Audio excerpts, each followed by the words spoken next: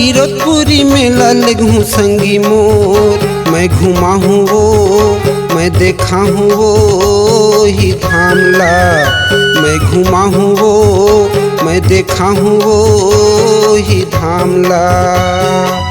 तरन तारनी गुरु के चरण माँ, तरन तारनी गुरु के चरण माँ, माथ नवाबो कर पाँव माँ पाँव माँ पाँव माँ। मोला गिरतपुरी मेला ले जा संगी मोर, ए घुमा बेगा ए देखा बेगा वही धामला। ए घुमा बेजी ए देखा बेगा वही धामला।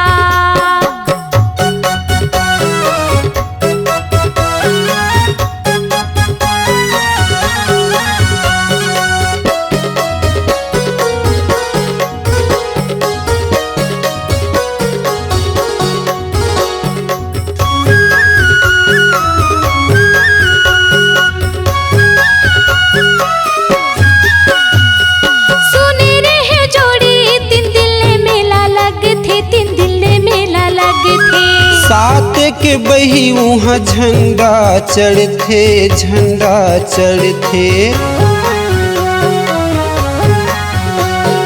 सुने रहे जोड़ी 3 दिन मेला लगथे 3 दिन मेला लगथे।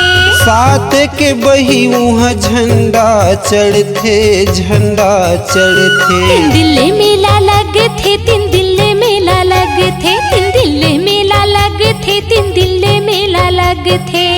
तरन तारनी गुरु के चरण माँ, तरन तारनी गुरु के चरण माँ, माथ नवाबो कर पाँव माँ पाँव माँ पाँव माँ।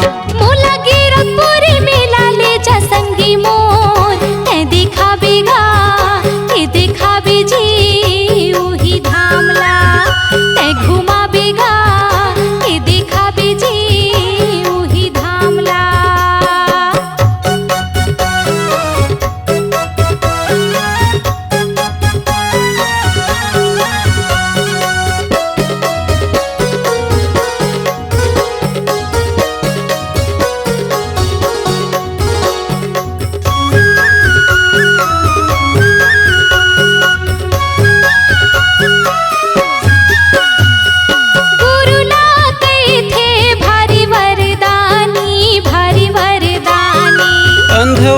बही वो देथे आँखी देथे आँखी। गुरु ला कहथे भारी वरदानी भारी वरदानी।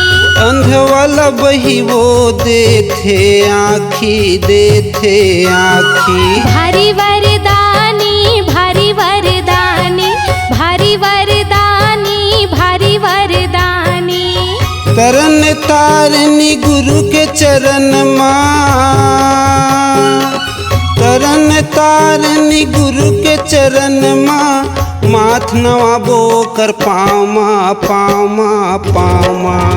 मोला गिरतपुरी मेला ले जा संगी मोर, ए देखा बेगा ए देखा बेजी वही धामला। ए घुमा बेगा ए देखा बेजी वही धामला।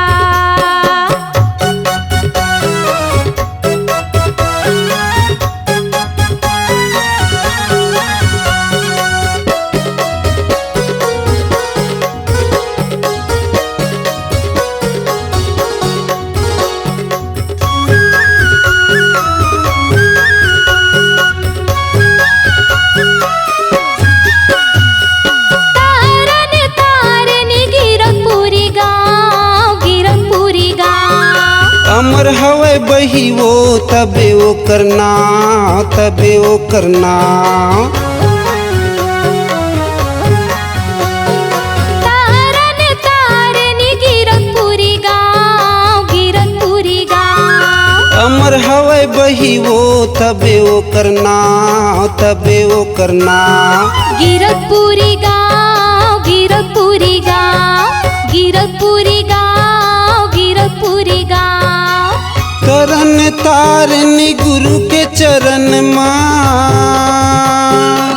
तरन तारनी गुरु के चरण माँ, माथ नवाबो कर पामा पामा पामा।